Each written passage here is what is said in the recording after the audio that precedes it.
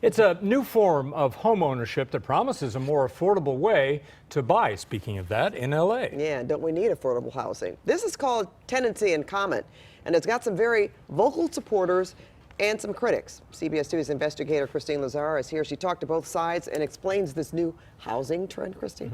Yeah, and on one side they say this is a way to get into the market for cheaper. And then on the other side they say, but at the expense of renters. So TIC started in San Francisco decades ago, but they're relatively new to Los Angeles. The county hasn't kept track of exactly how many TICs we have here, but we now know it's in the hundreds.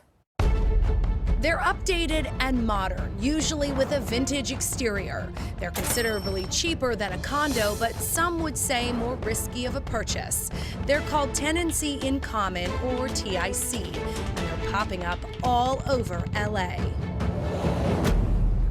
Kenn Viselman was in the market for a condo, but when he couldn't find what he was looking for, his realtor, Stanley, suggested a TIC. When Christopher says you can buy this house for 15% cheaper than this house, and the only difference between them is this is a TIC and this is a condo, you're like, yeah, okay, what's this one again? A TIC is a form of co-ownership where multiple people share the deed to one property. In LA, those properties have been smaller, multi-unit, former apartment buildings. There's an agreement in place called the Tenancy in Common Agreement, and that gives them the exclusive use rights to their unit, their yard, and their parking. The mortgages are separate, but the property taxes and water bills are shared. I think everybody wants to know what happens if my neighbor stops paying their mortgage. The bank can foreclose just like on a condo. Stanley says he's sold close to 70 TICs since 2017. He believes TICs are a direct result of landlords wanting out of the rental business due to increased regulation. It's worth more as a TIC than it is as a rental building because of rent control. Unlike a condo conversion, property owners don't need the city's permission to convert to a TIC. And the Ellis Act allows that landlord to evict the tenants who were living there to make way for the sale. I understand it, but I think it's a horrible business model. Kristen Springer and Rochelle Bassarear got eviction notices at their Silver Lake apartment complex last May after a new owner came in and decided to convert to a TIC. I maintained my unit, paid my rent faithfully for that long, and no one will protect me to keep my house for no fault of my own. Springer originally got a 120-day notice to leave, but was able to extend that to a year through the help of her attorney.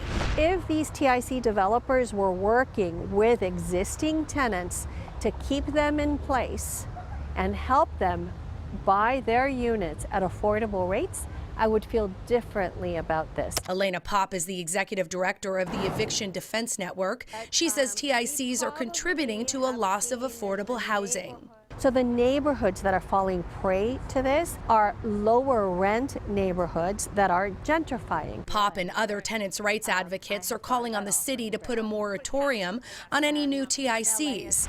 But Elizabeth McDonald with The Rental Girl, which has been at the forefront of TIC conversions, says more regulation is not the answer. I think the best way to protect renters from getting evicted from their homes or relocated from their homes is to provide them opportunities to get into home ownership.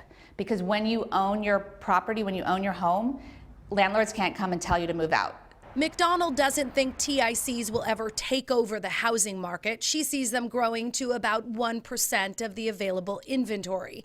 As for Christen and Rochelle, they both believe they'll have to leave LA to find affordable housing. I still haven't totally wrapped my head around actually leaving and where I'm going to go. Oh God.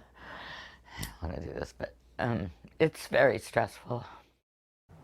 And one more note about TICs, you can't get a 30-year loan right now with them, so only an adjustable rate mortgage. So they are riskier, but you are going to get them at a lower rate, 10 to 15% less than what you'd pay for a condo in that neighborhood.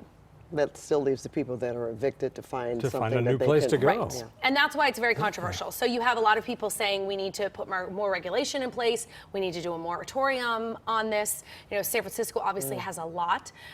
So we'll see how this plays out. You know, lawmakers are getting involved. And I think we all agree that, you know, we have a housing crisis and people want to buy, but is this the answer? You know, is this at the expense of other people? So that's to be determined. Okay, well, thanks for bringing this to everyone's thank you, attention. Kristine. It's definitely interesting. We'll see how really it plays out. is. All right, thank you, Chris.